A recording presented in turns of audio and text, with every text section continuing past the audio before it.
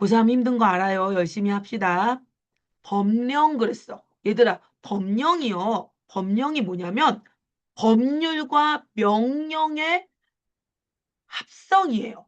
그 법률은 뭐고 명령은 뭔데요? 명령 하나의 그 명령이 아니겠지. 법에서는 일상에서 우리가 쓰는 말이 그 말의 뜻으로 쓰이지 않잖아요. 그래서 법률은 국회에서 의결 거치고 국회에서 의결 거쳤다고 법률이 되는 게 아니지. 국회에서 의결 거치고 나면 누구의 사인이 들어가야 돼? 대통령 사인 들어가야 되죠. 국회에서 의결 거치고 대통령 서명 들어가고 그래서 이거 법입니다라고 공표, 즉 공공에게 다 이거 법입니다라고 공포해야지 성립하는 게 국법이야. 그게 법률이에요. 여기까지 이해됐어? 음. 우리 용어에 대한 정확한 이해는 언제나 하고 가자. 아유, 뭐야. 음. 그렇게 해서 우리가 용어에 대한 정확한 이해하고 갑시다. 법령은 법률과 명령으로 이루어지는데 법률은 뭐라고요? 국회의 의결 더하기 대통령 아이고, 서명 더하기 공포까지 있어야 되는 애고요. 그리고 요 명령은요, 그냥 대통령령, 총리령, 부령 이런 거 있어요. 이게 뭐냐면 뭐 행정부 뭐 이런 식의 부 있죠. 그럼 부에서 만드는 대통령이 발령한 거, 총리가 발령한 거, 어떤 부에서 발령한 거에서 그런 행정기관에 의해서 제정되는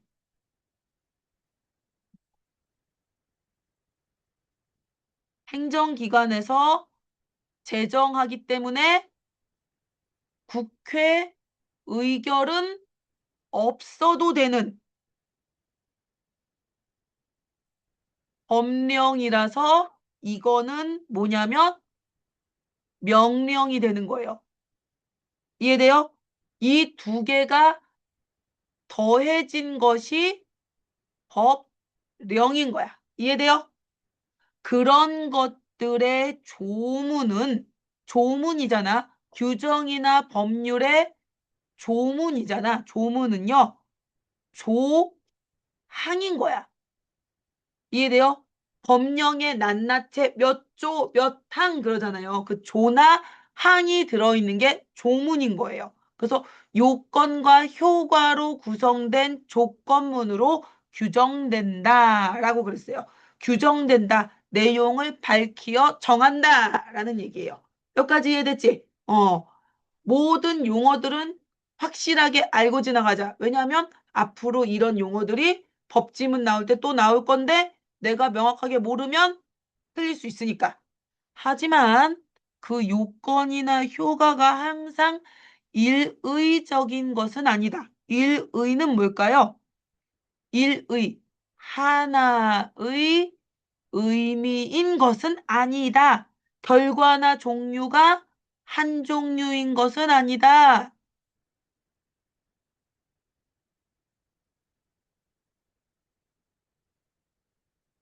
신 것은 아니다.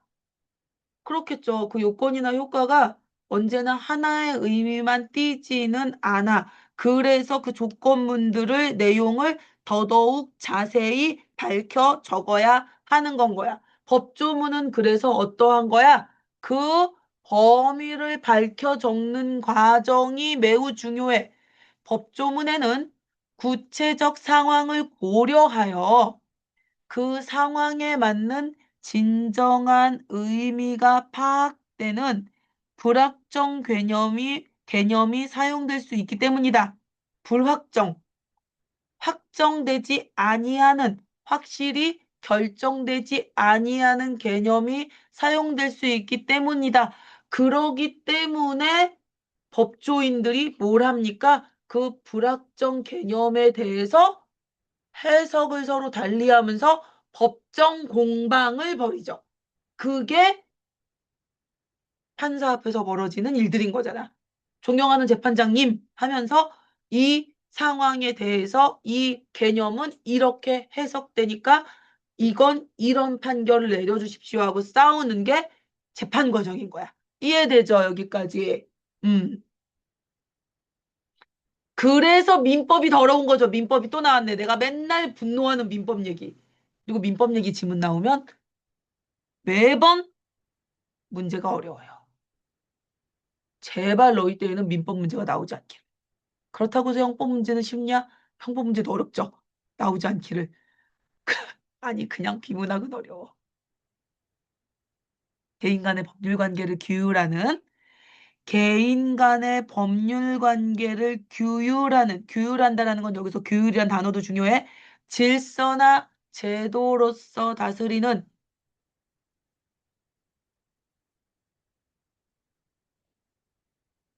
이 민법에서의 불확정 개념에 사용된 예로 손해배상 법률에 따라서 남에게 끼친 손해를 배상하는 이게 아주 그냥 이게 아주 일이 진짜 힘들죠. 그래서 그것에 대해서 예정액이 있어요. 미리 정하거나 예상한 금액이 있어요. 손해배상 예정액이 있는데 이것이 부당해. 부당하다는 건 뭘까요? 이치에 맞지 않다. 이치에 맞지 않게 과다한, 너무 많은 경우에는 법원은 적당히 감액, 액수를 줄일 수 있다라는 조문이 있어. 그러니까 법원에 이런 조항이 조건문으로 있어. 손해배상 예정액이 너무 이치에 맞지 않게 과하면 법원에서 액수를 줄이는 과정을 서로 가질 수 있다. 이때 법원은 요건과 효과를 재량으로 판단할 수 있어. 재량이죠, 재량.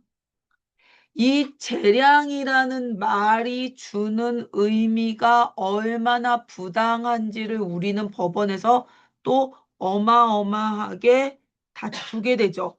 재량이라는 말이 뭘까요? 재량이라는 말은 그냥 자기 생각과 판단에 따라 일을 처리한다는 거야. 어떤 기준에 있는 게 아니라 자기 생각과 판단에 따라 일을 처리한다라는 뜻이니까 법원에서 자기 생각과 판단에 따라 일을 처리한다는 건 그때그때 판사 마음대로 재판 과정 마음대로인 거잖아. 어떻게 달라질지 알 수가 없는 거잖아. 적당히 감액해 준다는 건데 난리 나는 일이죠. 그러니까 이게 싸우려고 들면 엄청 싸우는 거죠. 손해배상 예정액은 위약금의 일종이거든요. 계약 당사자가 계약을 어겼을 당시에 내기로 약속하여 정한 일종이고 한 종류, 일종이니까 한 종류고요. 계약 위반에 대한 제재인 위약벌도 위약금에 속해요. 위약금의 성격이 둘 중 무엇인지 증명되지 못하면 손해배상 예정액인지 위약벌인지 그러니까 위약벌인지 손해배상 예정액인지 이거 1, 2, 둘 중 하나, 둘 중 무엇인지 증명되지 못하면 돈으로 하기로 하자. 벌 받을래? 돈으로 할래? 그러면 돈이 우선이다.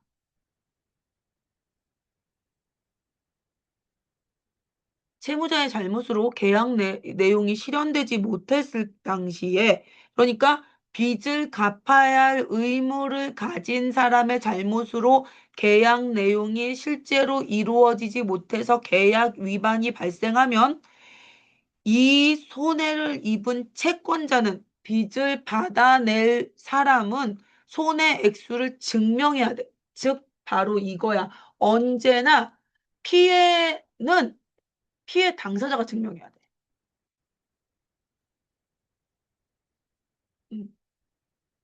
그래서 손해 액수를 증명해야 그 액수만큼 손해배상금을 받을 수 있어요. 내가 이런 피해를 입었어요를 내가 증명해야 돼. 피해자가 피해 사실을 증명해야 되거든. 이거는 빚 받는 거니까 내가 이만큼 돈 못 받았어요를 증명하는 거니까 그나마 덜 더러운 일인데, 이것도 더럽긴 하지만 이게 무슨 뜻이냐면 피해자가 피해 사실을 증명해야 한다는 뜻은 어떤 경우를 또 상정할 수 있을까? 예를 들어서, 예를 들어서 학교에서 내가 왕따를 당했어. 학교에서 내가 학교 폭력을 당했어. 그래서 그것을 증명해야 돼. 내가 얼마나 피해자인지를 피해 사실을 증명해야 되는 거야. 갑자기 일이 되게 더러워지지.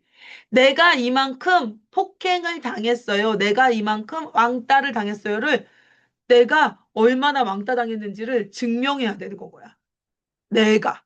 내가 이만큼 고통받았음을 증명해야지만 그것을 가해자에게 벌을 줄 수 있는 거야. 그러니까 언제, 어디서, 몇 시에, 얼마만큼 내가 얘한테 이만큼 괴롭힘 당했어요를 보여줘야 되는 거야.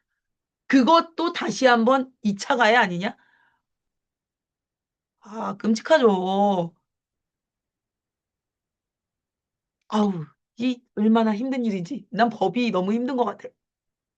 음. 그래서 계속 가보면 그러나 손해배상 예정액이 정해져 있으면 굳이 채권자가 손해 액수를 증명하지 않아도 그냥 그 금액만큼 정해져 있으면 그냥 그만큼 받으면 되잖아. 근데 위약금이 위약벌이면 채권자는 위약벌에 해당하는 위약금을 받을 수 있고 손해배상액과 달리 그냥 그 정해져 있는 금액 받으면 되니까 그 증명하지 않아도 법원이 저 정해진 그 위약벌에 대한 것을 감액할 수 없는데 그 벌금액이니까 벌금액. 그래서 채권자가 손해 액수를 증명하면 손해배상금도 받고 위약 벌금도 받을 수 있는 거야. 그래서 위약금의 종류에 따른 손해배상과 법원의 재량 판단이 있는 거죠. 불확정 개념은 행정법령에도 아까 행정법령 있었죠? 대통령령, 총리령, 뭐 어떤 그 행정기관인 부령 같은 국회 의결을 거치지 않은 행정기관에 의해서 제정되는 국가법령 같은 경우에는 그 행정청 어떤 뭐 지방자치단체라든가 공공단체라든가 그런 의결기관 내놓은 행정법령에서도 이게 사용돼요. 그 의결기관이 구체적 사실에 대하여 행하는 법 집행인 행정작용을 규율한다.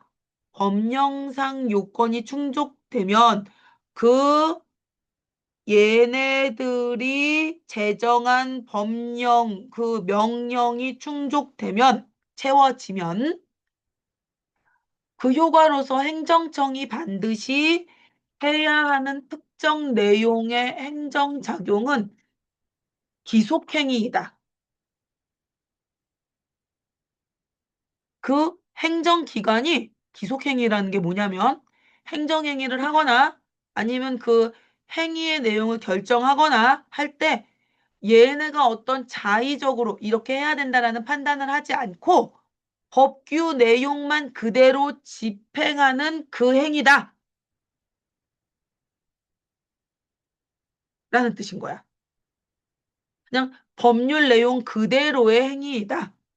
반면 법령상 요건이 충족되더라도 그 효과인 행정작용의 구체적 내용을 고를 수 있는 재량이 행정청에 주어져 있을 때, 아까 말했던 기속행위가 아니라 할 때, 이러한 재량을 행사하는 행정작용은 재량행위이다.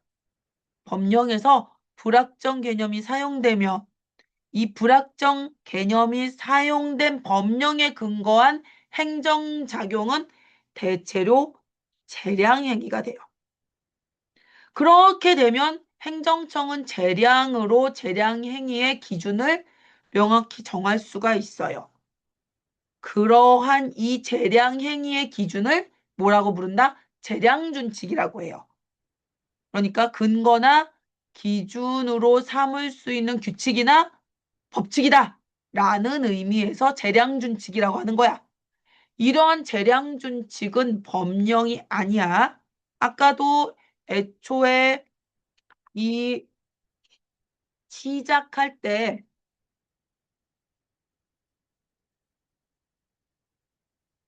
그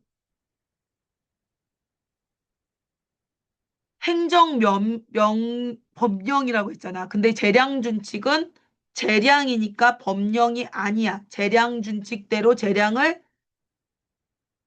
행사하지 않아도 근거 법령 위반이 아니게 되는 건 거야. 그래서 다만 특정 요건하에 재량 준칙대로 특정 내용의 행정작용이 반복적으로, 그러니까 이 일이 재량 준칙이지만 행정청이 재량으로 내가 해도 돼. 아까 말했던 재량이니까 재량이란 말 했었죠. 법원에서 그 재량으로 한다라고 했잖아. 그것처럼 그냥 판단에 따라서 일을 처리하는 것처럼 행정청에서 판단에 따라서 한 거니까. 근데 이것이 그저 판단에 따라서 한 거지만 행정작용이 반복돼서 이번만 이렇게 하기로 해라는 판단이 아니라 반복된 바람에 행정 관행, 이제는 이게 관행으로 굳어졌어. 마치 언제나 그랬던 법처럼 굳어진 다음에는 그래서 요건이 충족되면 행정청은 동일한 내용의 행정 작용을 해야 돼. 아까 위에 있던 기속행위 같은 법령상 요건이 충족되는 그 행정 작용처럼 변하는 건 거야. 그렇게 되면 행정청은 동일한 내용의 행정작용을 해야 돼. 왜? 평등 원칙을 지켜야 하기 때문에. 이게 무슨 얘기냐면 재량준칙일 때는 재량이니까 이번에는 넓게 마음 써서 이번에는 그렇게 하기로 해. 재량으로 판단에 따라서 일을 처리한 거야. 정도로 넘어간 거야였는데 이게 관행이 생겨서 관례가 돼서 점점 마치 법처럼 작용했다고 한다면 그래서 이 일을 하는 사람들이 앞으로도 계속 이렇게 될 거야가 된다면 이것이 무엇이 된다? 행정작용이 된다. 법률에 준하는 것이 된다. 비슷한 것이 된다. 앞선 것과 평등 비슷하게 된다. 라는 얘기죠. 그래서 법조문에 사용된 불확정 개념이잖아. 확정되지 않은 건데 그것에 대해서 확정된 것과 근거한 행정작용처럼 쓰일 수 있게 된다. 인 거죠. 동일한 행정작용처럼 쓰일 수 있게 된다. 계속 관행이 생겼으니까. 그동안 관행처럼 계속 지속되어 왔잖아요. 그러니까 이전처럼 요번에도 그렇게 지속될 줄 알았어요가 되어버리면 이건 재량 준칙이 아니라 행정작용이 된다. 참, 법이 좀 이언령, 비언령이 되는 순간도 생긴다는 얘기인 거죠. 어려운 얘기네요. 자, 다음 질문 가볼게요.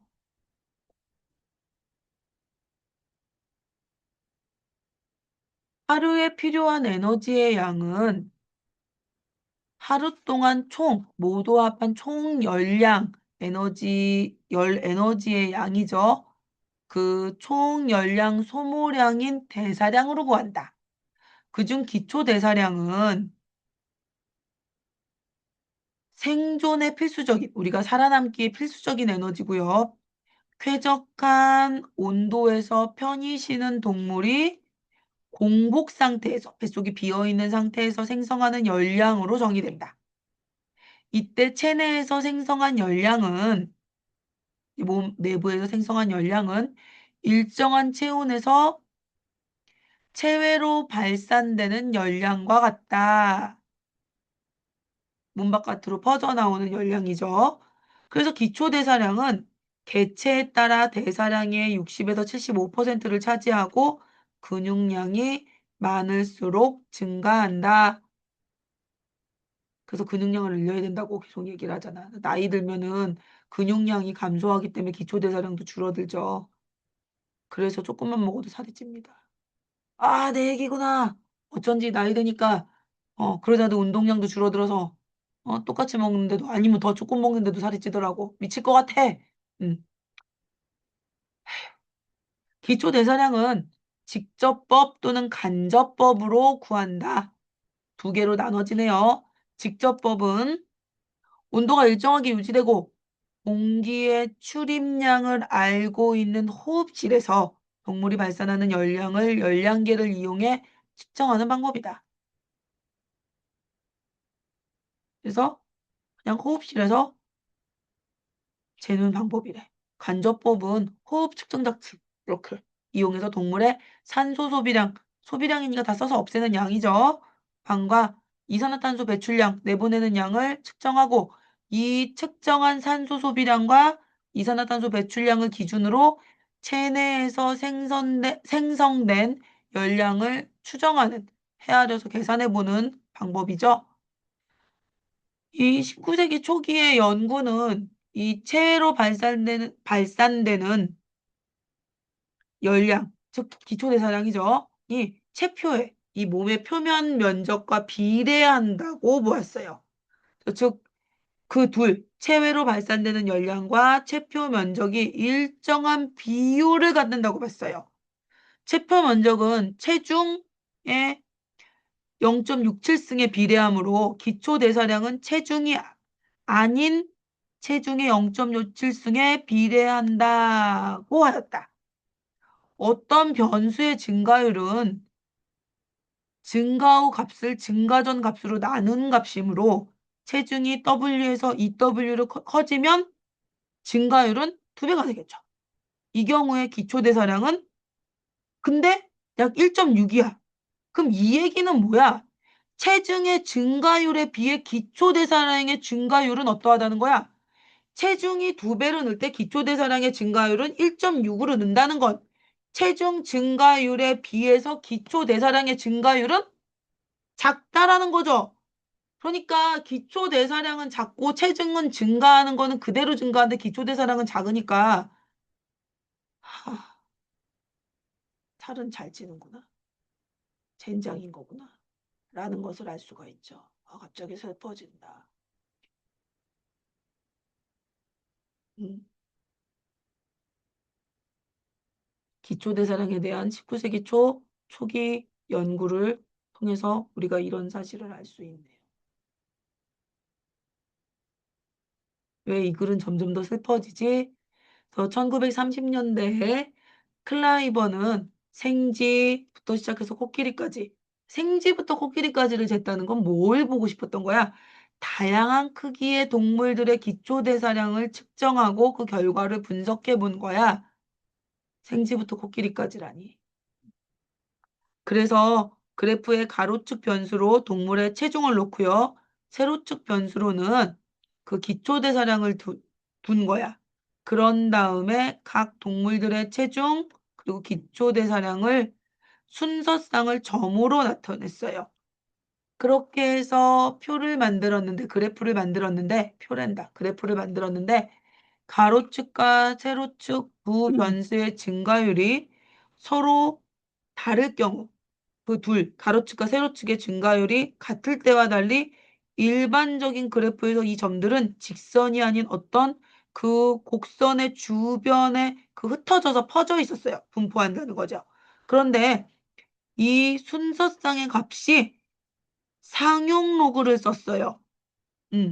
상용로그는 10을 밑으로 하는 로그죠. 그래서 써서 새로운 순서쌍을 만들어서 이를 그림과 같이 그래프로 표시하면 어떤 직선의 주변의 점들이 분포하는 것으로 나타나요. 그러면 이 직선의 기울기를 이용해 이 변수의 증가율을 비교할 수가 있게 됩니다. 체중이 가로축, 기초대사량이 세로축으로. 그래서 이 x와 y는 각각 체중과 기초대사량의 상용로그를 취한 값인데 이러한 방식으로 그래프를 만들었어. 그래서 두 변수의 증가율이 서로 다를 경우 증가율을 비교할 수 있는 그래프를 만들었어. 이 체중 증가율에 비해 기초대사량의 증가율이 작다는 걸 우리가 봤잖아. 그러면 이 L 그래프에서 직선의 기울기는 1보다 작으며 기초대사량의 증가율이 작을수록 기울기도 작아져요. 1보다 작아져. 만약 체중의 증가율과 기초대사량의 증가율이 같으면 기울기는 1이 될 거래. 그래서 이제 상대성장이라는 개념을 말하려고 하는 거야. 이게 음의 성장이랑 양의 성장이 있다? 이게 재밌는 게 우리 뇌는 음의 성장이고 근육은 양의 성장이래.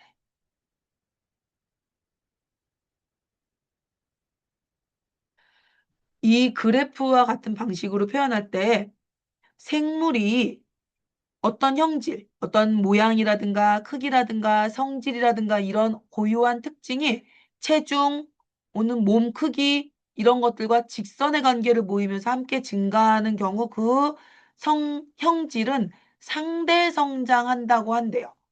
동일종에서의 심장, 두뇌 이런 신체 기관도 의 크기도 상대 성장에 따른다고 합니다. 이 상대 성장을 따르는데 그래서 직선의 관계를 보이면서 체중이 커지면 같이 그리고 뭐 그 체중이 커지면 함께 심장도 커지는 거, 두뇌도 커지는 거. 근데 완전히 동일하게 커지지는 않죠. 완벽하게 가지는 않죠. 그리고 재밌는 게요. 동일 종이라 하더라도요. 성별에 따라 상대적으로 더 크기가 크거나 작은 신체 기관도 존재하고 그래요. 예를 들면 폐의 경우가 그래요.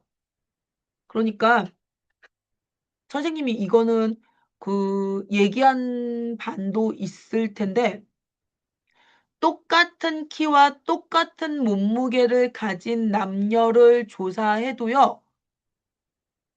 폐의 크기는 일정한 크기로 여성이 똑같은 키와 똑같은 몸무게의 남성과 여성을 다 조사를 해도 남성이 언제나 여성보다 폐 크기가 일정 수준 이상 커요.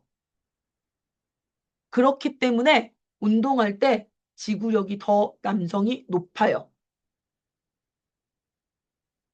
근데 그래서 운동을 더 잘해 이 얘기를 말하고 싶었던 게 아니라 이 얘기는 반대로 뒤집으면 폐암이나 폐렴에 걸릴 확률도 더 높고요, 여성이. 그리고 담배에 훨씬 취약해. 담배를 계속 피우잖아? 그러면 담배가 폐에 데미지를 끊임없이 입히거든요. 어, 담배를 피우면 폐에 계속적으로 그, 왜 우리 필터가 더러워지는 거잖아. 그래서 담배가 폐에다가 계속적인 더러움을 끼치고 있고 몸 바깥으로 나가지 않는 더러움이 계속 끼는 거야. 폐는 필터니까. 근데 몸 바깥으로 안 나가는 더러움이 쌓이는 건데 폐의 크기가 일정 크기 이상 작기 때문에 똑같은 데미지를 입어도 여성이 남성보다 폐의 데미지가 훨씬 더 크게 남는 거야. 그러면 폐암 발생 확률이 훨씬 더 커요, 여성이. 무슨 말인지 되지? 뭐 미래의 아이 엄마가 될 거니까 어쩌고 씨발 필요 없다 그래. 그런 건 됐고요. 내가 날지 안 날지 어떻게 알아? 내 자궁을 네가 무슨 상관이야? 그건 다 필요 없고요. 그냥 암 발병률이 높으니까 담배 피지 마. 여자고 남자고 담배 피면 안 되는데 백해 무익이니까 담배 피지 말아야 되는데 술은 마셔도 돼. 술은 내가 먹으니까 마셔도 된다고 그렇게 그따위 소리 하는 거가 아니라 진짜로 술은 그나마 모여서 즐겁기라도 하지. 와 이거라도 하지. 담배는 진짜 백해 무익인데 더더욱 여성 동지 여러분 담배는 피지 마세요. 남자는 펴도 되고 여자는 피지 마 이거 때문에 옛날에 뭐 페미니즘에서 여자도 담배 펴도 돼. 여자도 담배 펴도 돼. 뭐 이런 얘기 했었는데 그래서가 아니라 신체 조건상 여성이 남성보다 폐암 발병 확률이 높으니까 담배 피지 마. 할아버지가 담배 피고 옆에서 간접우배되던 할머니가 폐암 걸리는 게 현실이야. 담배 피지 마세요. 상대 성장 얘기 나왔을 때 한 번 더 이야기를 합니다. 젠장이잖아. 어. 한편 그래프에서 가로축과 세로축 두 변수의 관계를 대표적으로 나타내는 어, 대표하는 최적의 가장 알맞은 직선의 기울기와 절편은 최소 제곱법으로 구할 수가 있어요. 두 변수의 관계를 대변하는 최적의 직선 기울기와 절편을 구하는 방법이 최소 제곱법인 거야. 음. 우선 그래프의 두 변수의 순서쌍을 나타낸 점들 사이에 그러니까 임의로 내 마음대로 멋대로 직선을 그리는 거니까 일정하게 내가 정하지 않은 거죠. 그냥 정하는 거야.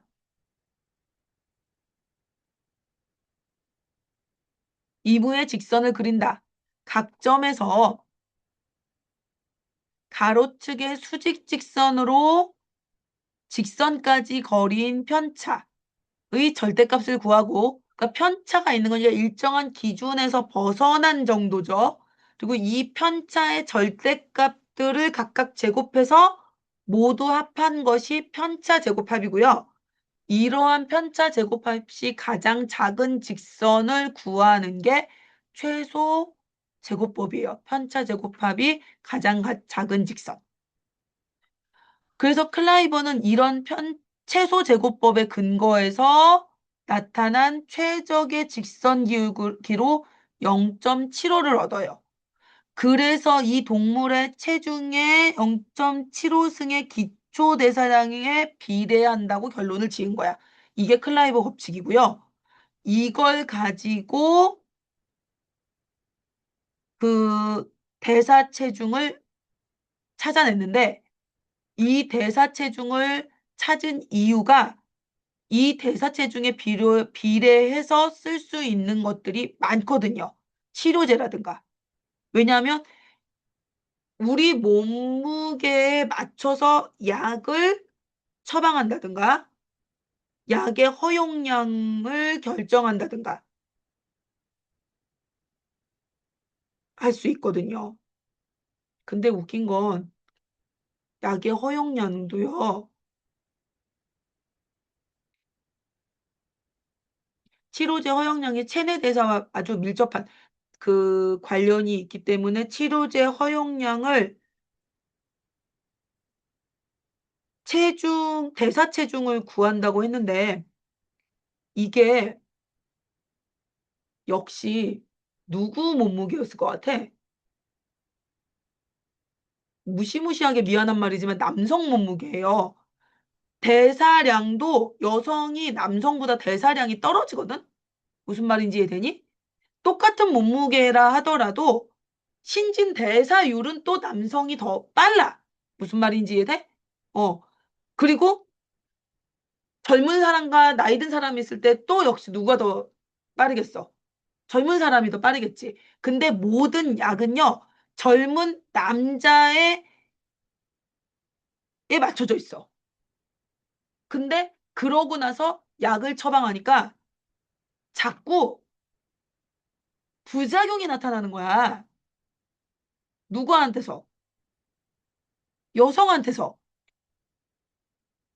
그래서 요즘에 왜 부작용이 나타나지? 근데 계속적인 부작용이 똑같이 나타나는 게 누구한테서 나타나겠어? 어떤 군한테서 나타나겠어? 여성군한테서 나타나니까 이게 왜 나타나는지를 몰랐다가 아, 대사체중을 잘못 구했구나 라는 거를 2000년대 이후에 알게 됐다는 거야. 그것도 2000년대 이후에 의학이 이렇게 발전한 다음에. 그래서 근데 그걸 어떻게 알게 됐냐면 2000년대 이후에 나타난 게 된 것도 왜 알게 된 거냐면 80년대 이후부터 여자 의사가 많아졌거든. 그래서 이거에 대해서 여자들이 설마 이게 기준점이 남성이어서인가? 라는 걸 의문을 제기하기 시작해서. 근데 그 목소리가 여자가 의사가 너무 적어서 20년 넘게 목소리를 냈음에도 목소리가 안 나오다가 이제 의대에 여자가 상당히 많아졌잖아. 그래서 드디어 논문이 나오기 시작해서 대사량과 대사 체중이 남성에게 맞춰져 있다라는 얘기를 하기 시작해서 요즘에 드디어 여성에게도 여성 기준점도 나와야 되라는 얘기가 나오기 시작해서 연구가 진행 중이야. 아직 완벽하게 나오지도 않았어.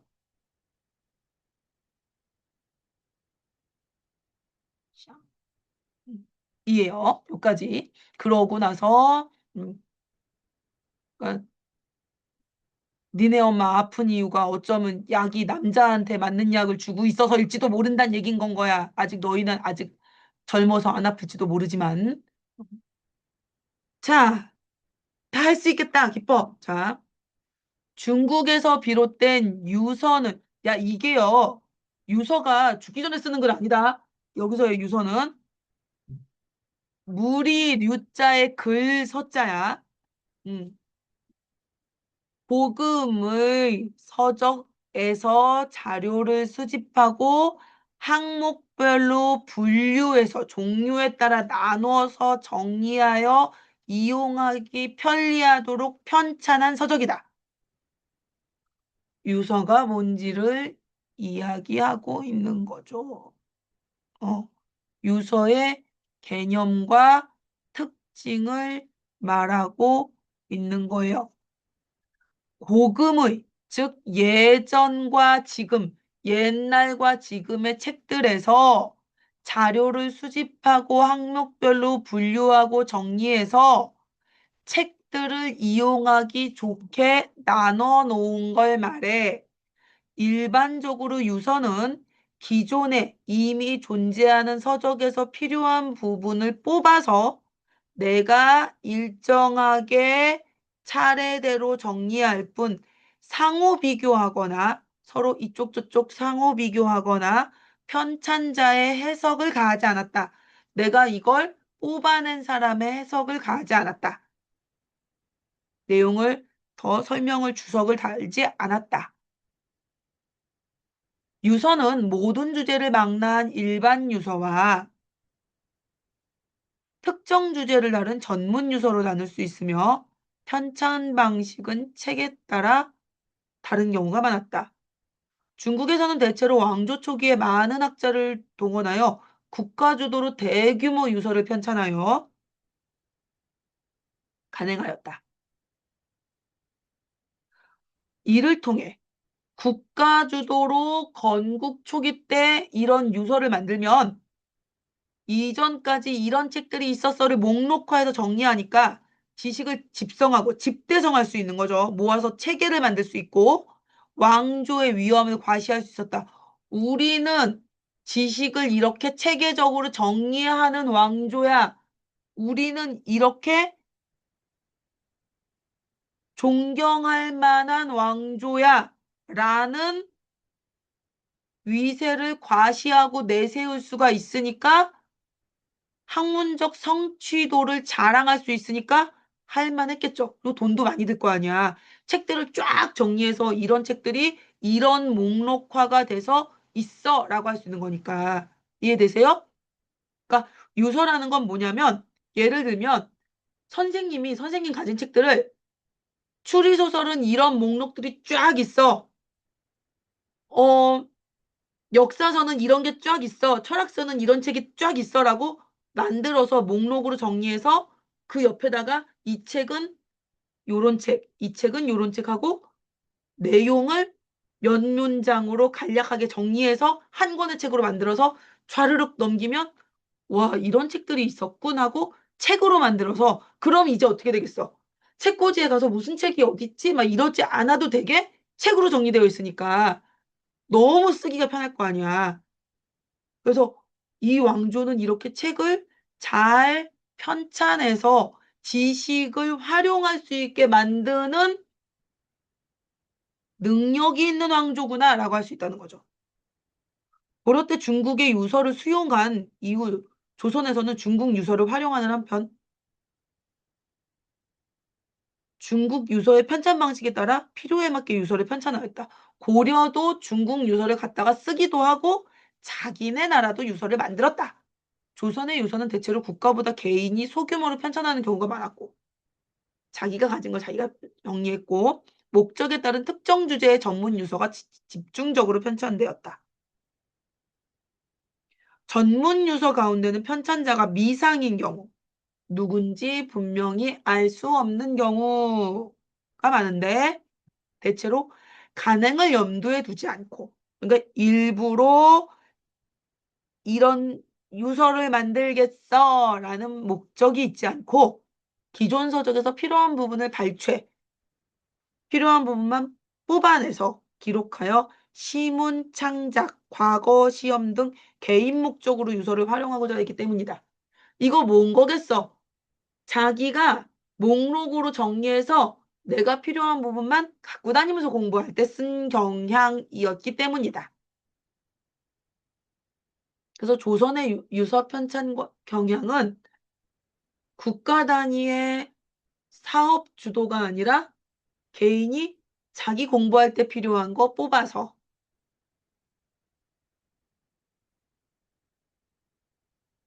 이 같은 유서 편찬 경향이 지속되는 가운데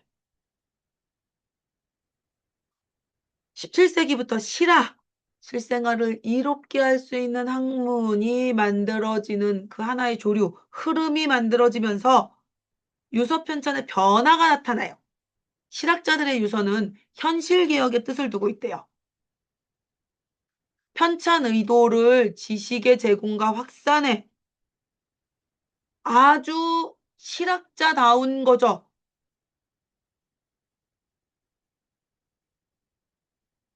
그래서 편찬 의도는 지식의 제공과 확산에 들어있으니까 좀 정보를 널리 알리고 공부시키려는 의도가 들어있는 거잖아. 또 단순 정리를 넘어서 무슨 책이 어떻게 있는지 정리하는 거에서 넘어서 지식을 재분류하고 검토해서 다시 분류하고 범주화하고 아 멋지다. 비슷한 성질을 가진 것끼리 목록화하고 기준에 따라서 종류별로 묶어서 평가하고 그렇게 좀 저술의 의미를 책을 쓰는 성격을 드러냈다. 이 책은 이러한 성질을 가지고 있어서 이 책과 함께 묶어서 보면 좋다. 이런 성격을 담고 있었다는 거죠. 독서와 견문을 통해 주자학에서 중시되지 않았던 그러니까 조선이란 나라가 실학 이전까지는 너무 주자학, 즉 성리학 중심의 유학에서도 성리학 중심의 나라였잖아. 근데 그런 주자학에서 중시되지 않았던 지식을 직접 갖고 집적, 집이니까 뭐겠어요? 모아. 그리고 쌓을 적자잖아. 쌓았고, 모아서 쌓았고, 증거를 세워 이론적으로 밝히는 고증과 이에 대한 의견 등을 안설, 자기 생각을 덧붙인다. 안서를 덧붙이는 경우가 많았다. 자기가 생각하고 있는 의견을 덧붙이는 경우가 많았다. 좀 더 드디어 뭐 하고 있는 거야? 유서라는 것이 책에 가까워졌다라는 거죠. 그전까지는 목록 중심이었는데 주자학의 지식을 이어받는 한편 주자학이 아닌 새로운 지식을 수용하는 유연성과 부드럽네요. 융통성과 개방성, 열려있는 성격을 보였다. 광범위하게 정리한 지식을 식자층이 쉽게 접할 수 있어야 한다고 생각했고, 이 학문과 식견이 있는 사람들한테 더 알리려고 했다. 이거 진짜 좋은 거야. 공부 열심히 하는 사람들 중에서도 지가 알고 있는 거 지만 하려고 하고 남한테 안 알려주려고 하는 사람들 있거든. 그러면 안 돼. 배움은 나눠야 되거든. 선생님 봐라. 애들 오면 너 무슨 책 필요하지 않니? 이거 읽어야 된다. 막 이러면서 자꾸 막 그럼 또 애들은 그러지. 아, 선생님이 자꾸 책 읽으라고 그래. 그러면서 싫어하지. 아이고, 진짜. 그럼 안 돼. 그렇게 알려줄 수 있는 사람도 흔치 않아. 객관적 사실 탐구를 중시하여 박물관과 자연과학에 관심을 기울였다. 박물학과. 박물학까지 들어갔대잖아. 박물학이라는 게 뭐냐면 박물관에 있는 학문인 거야. 다 모으는 거야. 식물학, 광물학, 지질학, 동물학 이런 것들이 박물학이야. 그러니까 성리학 중심의 유학 중심의 사상이 아니라 정말 자연과학까지도 갔다는 거죠. 조선 후기 실학자들이 판단한 유서가 주자학의 이 관념적인 현실에 있지 않은 이 생각 속 머릿속이 그냥 골방 지식인들이 아닌 거기에 국한되지 않은 새로운 지식의 축적과 쌓이는 거죠. 축적. 모아서 쌓고 그리고 모아서 쌓아놓지만 않고 확산. 널리 나아가게 한 것은 지식의 역사에서 적지 않은 의미를 지닌다.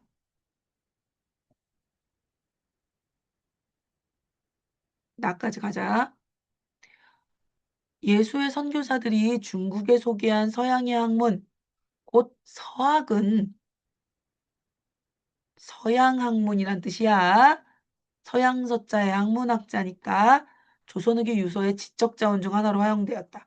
서학까지 받아들여서 이 유서에 들어갔다는 거죠. 조선후기 실학자들 가운데 이수광, 이익, 이구경 등이 편찬한 백과전서식 학문, 예술, 문학, 사회, 경제, 과학 이런 것들을 모든 지식을 압축해서 분야별로 배열한 거예요. 백과사전식에. 이 유서는 주작의 지적 영역 내에서 서학의 지식이 어떻게 수용되었는지를 보여주는 대표적 사례이다. 이수광은 주작뿐 아니라 다른 학문에 대해서도 열린 태도를 가지고 있었어요.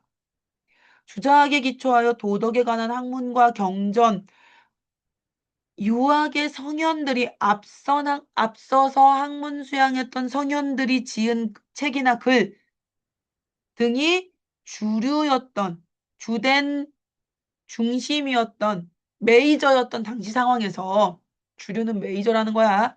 그는 지봉 유서를 통해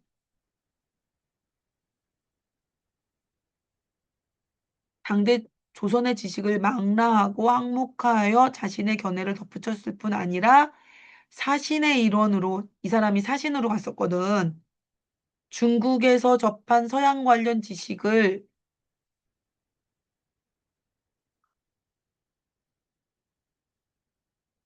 객관적으로 소개했다. 이에 심성 수양에 절실하지 않을 뿐더러 당시 유학을 통해 학문 수양하고 마음을 갈고 닦고 도덕을 높은 단계로 끌어올려야 돼라고 하는 이 유학자들은 주자학 아닌 것을 왜 거기다 넣어? 순수하지 않아 라면서 주자학자의 비판이 있었지만 그가 소개한 서양 관련 지식은 심지어 중국과도 시간 차이가 별로 없을 만큼이었어요. 이수강의 지복유설은 그 정도의 가치가 있는 거였던 것이다. 조금만 참고 글다 봐. 얼마 안 남았어. 18세기 이익은 서학 지식 자체를 성우사설의 표제어로 삼았어요. 표제 항목으로 넣어서 풀이했을 정도로 중요하게 봤다는 거죠. 기존의 학설을 정당화하거나 배제하기 위한 근거로 서학을 수용하는 등, 그러니까 기존의 학설의 문제 있고 받아들이지 않아야 된다는 근거로서 서학을 쓸 정도로 서약을 적극적으로 받아들였다는 거야. 그는 서학의 세부 내용을 다른 분야로 확대하여 상호 참조하는 방향으로 지식을 심화하고 확장하여 소개한 거야. 그냥 한 목록으로 집어넣은 게 아니라 이걸 깊이 있게 받아들였다는 거죠. 서학의 해부학과 생리학을 그 자체로 수용하지 않고 주자학의 심성론의 하위 분야로 재분류하는 등 지식의 범주를 바꾸어 수용하는 등 이것을 자기 것화하는 과정도 있었다. 또한 서학의 수학을 주자학의 지식 영역 안에서 재구성하기도 하였다. 이규경 같은 경우에는 19세기에 오주연 문장 정전산고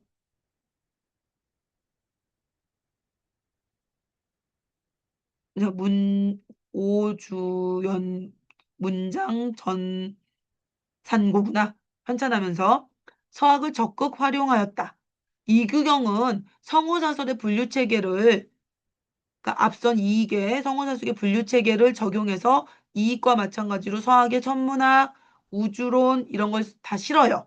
그리고 유서의 지적자원을 활용해서 중국의 서학 연구서들이 서학을 소화하고 자기 것으로 만드는 그 과정이 있었거든요. 그래서 중국의 학문과 절충하는 것을 보았기 때문에 그 과정을 보고 그 다음에 서학이 가지는 진보성, 앞서 발전한 모습이잖아. 그걸 바탕으로 중국이라는 서학, 중국 원류를 반영해서 우리한테 가져옵니다. 이에 따라 이규경은 이 책들이 중국의 서학 연구소들이 여기에 담긴 게 중국화한 서학 지식이거든요. 그래서 서학 중국 원류서를 받아들여요. 그리고 문명의 척도로 여겨진 이들한테는 문명의 척도죠. 문명의 기준이죠. 평가의 기준이죠. 기존 중화 관념에서 탈피하지 않으면서도 조금 아쉬운 부분이죠. 중화를 가운데 놓고 있으니까. 그러면서도 서학을 수용하는데 이질감과 부담감으로부터 자유로울 수 있어졌겠죠. 왜냐하면 서학을 그냥 받아들이면 서학이 너무 앞선 것이고 서학을 중심에 놔야 되는데 여기 봐봐. 중국은 서학이 중국에서 원류, 거기서 기원했어라고 중국 애들은 서학 중국 원류서를 만들어서 받아들였거든. 근데 그걸 이규경은 서학 중국 원류서를 받아들였으니까 그러면 이제 어떻게 돼? 자신들도 조선이란 나라는 중국을 사대하는 나라잖아. 그러니까 서학을 그대로 받아들이면 중국을 사대하는 이 관념과 서학이 충돌하잖아. 그럴 수밖에 없겠지. 서학이 더 높아? 서학이 더 뛰어나? 그럼 중국은 뭐가 돼? 중화가 더 중요한 건데. 근데 중국에서 서학은 중국에서 시작됐어라는 서학 중국 원류설이 있거든. 그럼 이걸 가지고 와서 서학을 받아들이니까 중화 안 무너지고 서학을 받아들일 수 있게 되는 거야. 그래서 이게 기존의 중화관념에서 벗어나지 않으면서도 서학을 수용할 수 있게 되는 거야. 그래서 이질감 없이 부담감 없이 서학을 받아들일 수 있었어. 그건 좀 지금 현대 우리가 보기에는 그건 좀 아닌데 싶긴 하지만 이규경은 중국의 서학 연구소들을 활용해서 서학을 수용하는 방법에 썼다. 안타깝네요, 조금. 그러니까 이 세 개를 놓고 본다면 조선후기 서학 수용의 요설을 통한 서학 수용 방법을 본다면 지복요설이 어떻게 보면 가장 서학 관련 지식을 객관적으로 수용한 거지. 왜냐하면 이익의 성어사설은 지식의 범주를 바꿔서 받아들였고 이규경의 방법은 중국화한 서학을 받아들임으로써 중국풍에 취한 서학이니까 그거 아니야거든요. 좀 안타깝죠. 네. 지문 세 개를 다 하고 싶어서 8분 더 했어. 몸을 비비 꺼고 말이야. 이거 네. 그래도 다 했네요. 고마워요. 왜냐하면 너희한테 이렇게 해서 끝내야 되는 게 다른 학원 있다고 일요일 반은 1분도 다 안 있으려고 하거든. 덕분에 다 끝냈어요. 고마워요. 이거 녹화본을 업로드함으로써 모두가 다 수업을 들었게 할 수 있네요. 감사. 생유베리 감사. 안녕히 가십시오. 모양을 세개 정도. 그쵸. 요약 3개 다 하는 거죠. 미안하다.